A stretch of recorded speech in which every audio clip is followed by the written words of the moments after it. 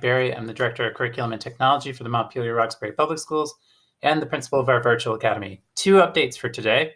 1, no materials day this week. I will not be outside at the high school tomorrow. There will not be new materials at Roxbury tomorrow. If you missed materials last week for Roxbury, they might still be there. You can contact Tina, but no materials day. The educators in the virtual academy realize that there's a 3-day week when we return after the break. So those materials will be shared virtually, and we'll get back on our regular schedule and have materials days on Fridays again, but no materials day this week. The second update is around questions we received on the survey for the SBAC and the Vermont Science Assessment. Thank you very much to those of you that filled it out. In the post, I walked through some answers to the questions, but I'll also do it here. So the first one was, what's the venue and is there any testing at Roxbury? So Montpelier-based students will be able to take the assessment at the high school on a Wednesday. There are no high school students in the building on Wednesdays. So that gives us a lot of access to space and safety. So the second question was, could there be testing at Roxbury? And the answer is yes. We would look at using the town hall portion of that building to be able to provide Roxbury families a spot for the testing. They would enter through the town hall doors and exit through the town hall doors. We're still working, obviously, on details and dates, waiting for information from the survey, but that is possible. We've already had that conversation. Can my students use their own device? The answer is no.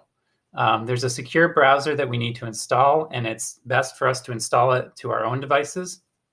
We cannot install it on anyone's personal device, so we really need to know if your student has a school-issued Chromebook or not. If they don't, we will provide one at the testing site.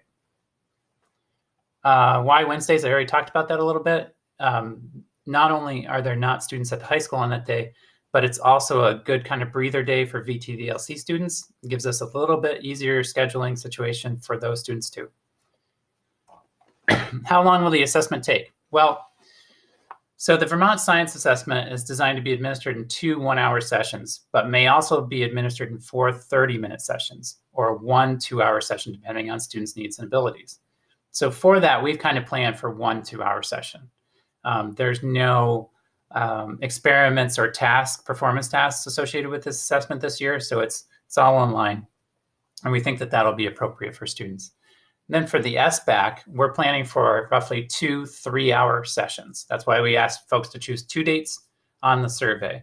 It's a little different depending on each student, but we're thinking that that's going to be appropriate. And we have the whole time to determine if somebody needs an extra day or more time to do the assessment. So we're not too worried about that. But those are the answers. In addition, on the post, I shared some resources about both the SBAC and the Vermont Science Assessment for our parents. So you can take a look at it and see if you have any other questions. We are going to close down the survey on March 3rd when we return from the break. If you haven't responded to it, we'll just count that as a refusal, and we'll move forward with planning. If anyone has any questions, please don't hesitate to reach out to me. And thank you again, and have a wonderful break, and we'll see you in March.